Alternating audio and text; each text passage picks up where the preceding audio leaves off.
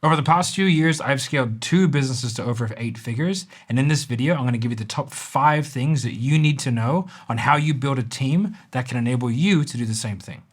Tip number 1, don't chase growth so aggressively that you destroy your delivery mechanisms. What I mean by that is the infrastructure that you have in your business will only allow a certain amount of clientele, whether it's a product or a service. You can only deliver so much. You can sell out and then continue to sell, and all of a sudden you can't fulfill on the product in which your client has bought.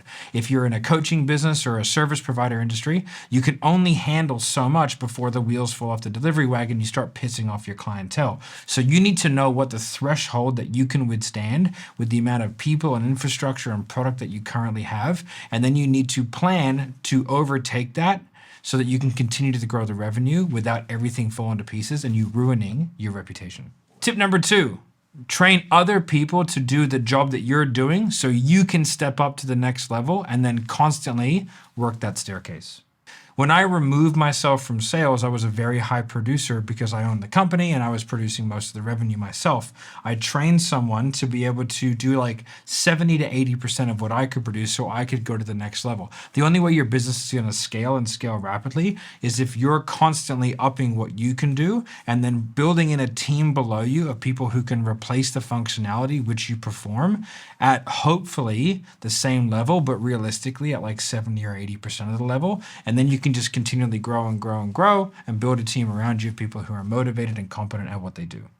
Tip number 3, do not make emotional and impulsive decisions that undermine the team and the infrastructure that you've built. Whenever you own a business and when you're an entrepreneur, you're passionate about what you do. And the pitfall is that you start to make emotional decisions because people are not doing things the exact way in which you want them to, or when one thing goes wrong, you end up coming in and you're the nuclear option because you're the boss, right? You have to take a step back and give yourself 24 hours to think about something before you go in and nuke a project that's been going on for 6 months because you see 3 or 4 things that you don't like. Give your team a chance to fail, stop them before they do so, but allow them to get far enough down the pathway to where they learn the lessons from that. Tip number 4, hire staff that are not afraid to say no. You have to have people in your life that will say no to you. And one of the key things is, like, if you're an entrepreneur and you're a growth mindset and you're someone who wants to keep going, you have to hire handbrakes, people who will say no to you, people who can go, hey boss, I understand you want to do this and we can do anything you want. However, there are ramifications and there are downstream effects to doing these particular things. So if we are going to do them, we either stop doing this or we risk like ruining that. You need people in your business who can say no to you and stand up to you, and you need to have the respect for them to be able to listen. Tip number 5, when you review and analyze, focus on the small details because it's often the little things that'll mess you up in the long run.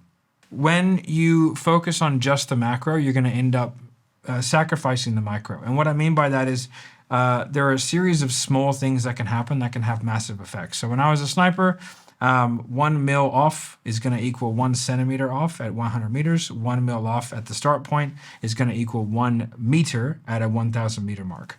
And so by focusing on these small tests and adjusts, you can really dial in what you're doing and you don't forget the detail, which has massive ongoing effects. Using these 5 tips, you as an entrepreneur will be able to build a team around you that can scale your business.